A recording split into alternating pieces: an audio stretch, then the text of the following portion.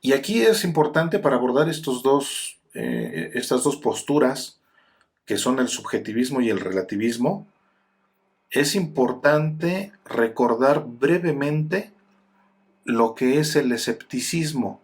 Brevemente, ¿por qué? Porque necesitamos empezar a contrastar o a ver las diferencias o similitudes que hay con los dos temas que vamos a ver ahora, ¿no? Entonces, brevemente, con el escepticismo brevemente dice que no hay ninguna verdad. El escéptico duda de todo. Ajá. El escéptico duda de todo porque no cree, de acuerdo a esta corriente epistemológica del escepticismo, no es posible la aprehensión del objeto por parte del sujeto, por lo tanto, no existe la verdad. Ajá. Recordando que la definición, una de las definiciones de verdad es precisamente la adecuación de la mente con el objeto. Ajá. Y entonces, si no puede haber esa aprehensión de ese objeto por esa mente o por ese sujeto, luego entonces no puede haber verdad, ¿no? De acuerdo al escepticismo, por supuesto. Y esto es interesante recordarlo porque mientras que con el escepticismo no hay ninguna verdad, o no es posible la verdad, no es posible la verificación de la verdad, con el subjetivismo y con el relativismo, con ambas corrientes, hay estas dos posturas o estas dos características, que son que hay una verdad pero con validez limitada y no hay una verdad universalmente válida. Estas dos son características del subjetivismo y del relativismo. Vean ustedes cómo hay cierta similitud o cierta coincidencia, ¿no? Cierto parecido con el escepticismo.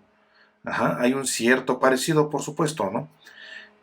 Solo que, bueno, con el subjetivismo y el relativismo sí existe la verdad, a diferencia del escepticismo, que dice que de plano no hay ninguna verdad.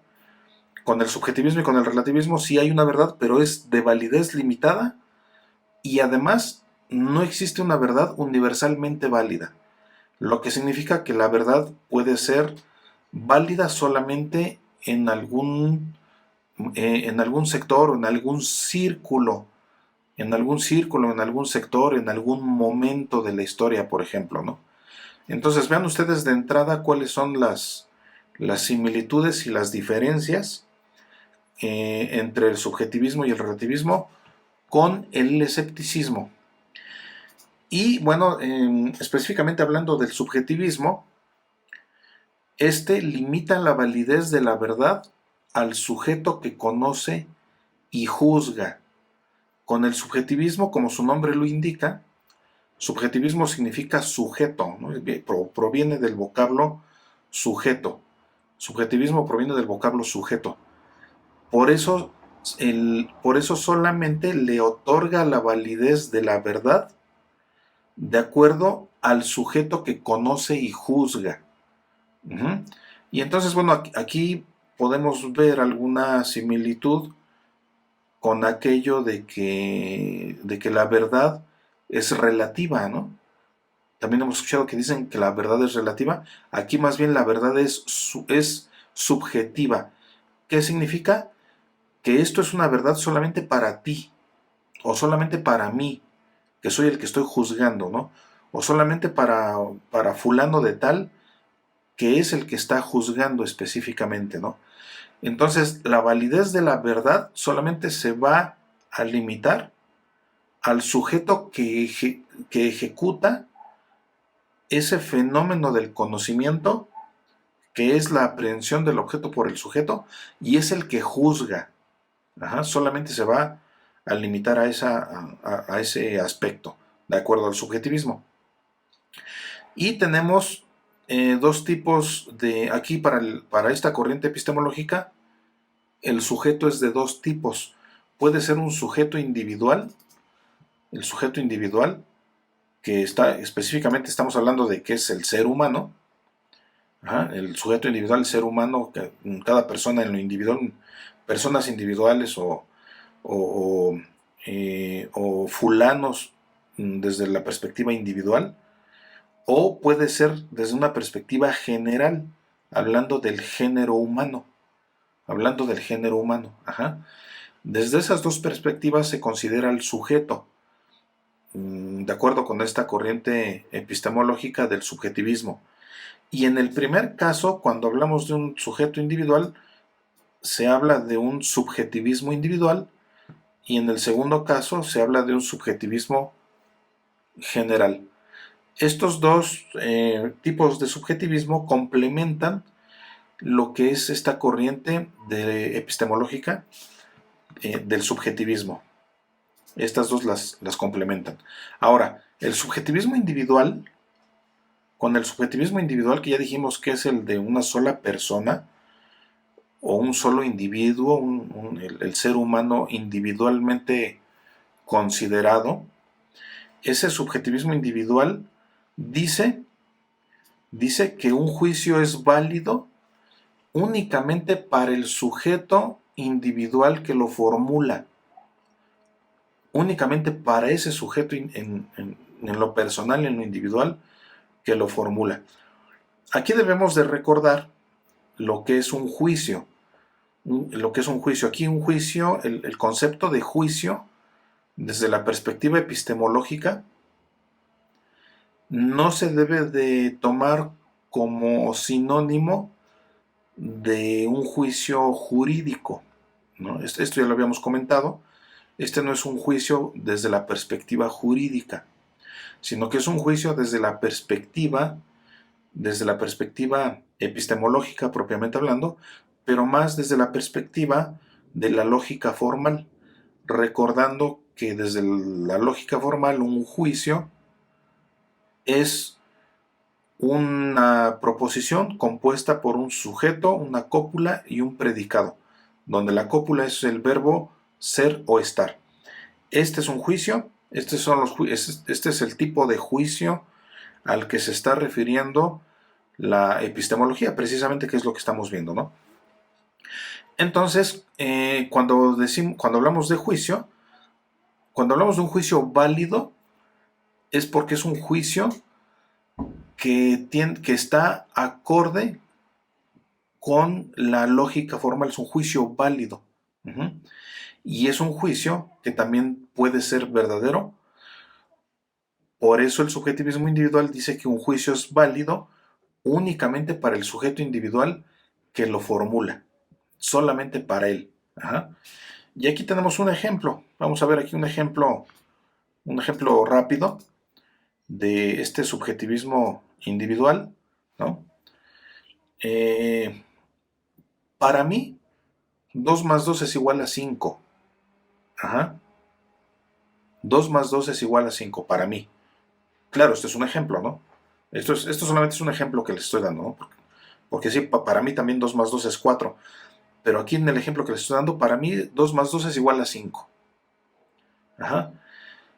Y este ejemplo nos está dando una representación de un juicio verdadero, pero que es solamente verdadero para mí, para mí. Pero para ustedes, por ejemplo, puede ser falso, ¿no? Ustedes me podrían decir, no, eso es falso, porque 2 más 2 no es 5, 2 más 2 es 4, ¿no?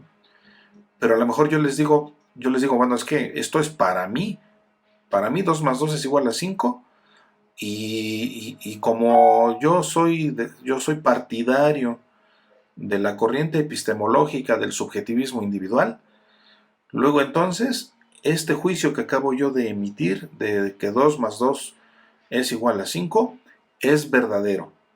Solo para mí, sí, pero es verdadero. Ajá. ¿Por qué? Porque me estoy apoyando o estoy partiendo del subjetivismo individual, de esta corriente epistemológica del subjetivismo individual. Ajá. Desde luego, este es un ejemplo. Desde luego, es un ejemplo forzado, o es un ejemplo exagerado, ajá, o absurdo, si ustedes quieren. Pero hay casos menos absurdos, menos exagerados, más realistas, más cotidianos, en donde nos encontramos con posturas subjetivistas individuales de las personas. Seguramente ustedes se han encontrado con casos de esta naturaleza, ¿no? De personas que que aseveran y que afirman y que enjuician a la manera de un juicio lógico, y que enjuician y que emiten juicios lógicos que los consideran verdaderos, pero solo para ellos, ¿no? Y que esos juicios, esas aseveraciones, esas afirmaciones, no son verdaderas para los demás, ¿no? Todos nos hemos encontrado con alguien que ajusta a esta característica de esta corriente epistemológica, ¿no? Todos nos o nosotros mismos hemos también sido así, ¿no? Hemos también emitido juicios en este sentido, ¿no?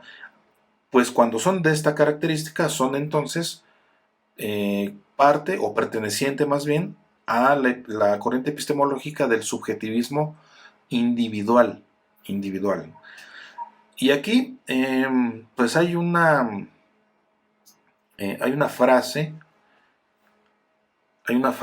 de este filósofo que es Protágoras, que es una frase famosa que dice: el hombre es la medida de todas las cosas. Esta frase nos representa precisamente el subjetivismo individual. El subjetivismo individual. Ajá. ¿Por qué? Porque precisamente lo que dice Protágoras es que lo que el hombre diga individualmente considerado,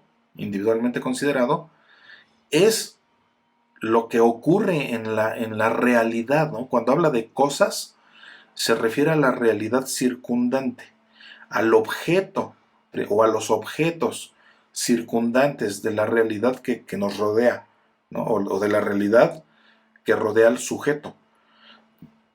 Entonces el hombre, que es el sujeto, es la medida de todas las cosas. Significa que lo que el hombre diga de las cosas es la verdad. Ajá. Y vean cómo esta frase precisamente tiene una cualidad que se ajusta a la corriente epistemológica del subjetivismo individual. Uh-huh.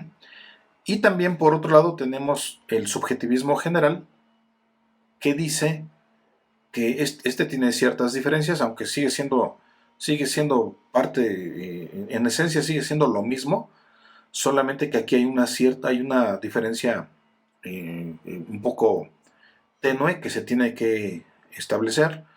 Para el subjetivismo general hay verdades, sí, pero supraindividuales. Supraindividuales. ¿Qué significa esto de supraindividuales? Que son verdades, supraindividual significa más arriba de la individualidad. Ajá. Arriba de la individualidad. Y arriba de la individualidad significa la colectividad. Es la colectividad o la comunidad. Ajá. O la agrupación de individuos, un grupo de individuos. Ajá. Entonces, para el subjetivismo general, de entrada, de inicio, hay verdades que son grupales. Son grupales. Uh-huh. Pero no hay verdades universalmente válidas. ¿Por qué no hay verdades universalmente válidas de acuerdo con el subjetivismo general? Porque los grupos de personas, o los grupos de individuos son muchos también, son varios. Ajá. Son varios. Y por eso dice el subjetivismo general que ningún juicio es válido más que para el género humano. Vean ustedes. ¿Por qué para el género humano? Porque el género humano entonces ajusta en la definición de supraindividual. Supraindividual, ya dijimos que es colectivo, es comunal. Ajá. Y entonces el género humano también representa una comunidad, ¿no? O una agrupación de individuos o de individualidades, y este género humano también puede emitir juicios o aceptar juicios. Ajá. Cuando acepta juicios el género humano, estos juicios son válidos, pero solamente para el género humano. Vean lo interesante de esta corriente epistemológica del subjetivismo general. Ajá. Ningún juicio es válido más que para el género humano. Y aquí va el ejemplo. Aquí tenemos el ejemplo. El ejemplo es el mismo ejemplo de hace un rato, 2 más 2 igual a 4. Ajá. Eh, eh, ¿Todos sabemos que 2 más 2 es 4? Sí. ¿No?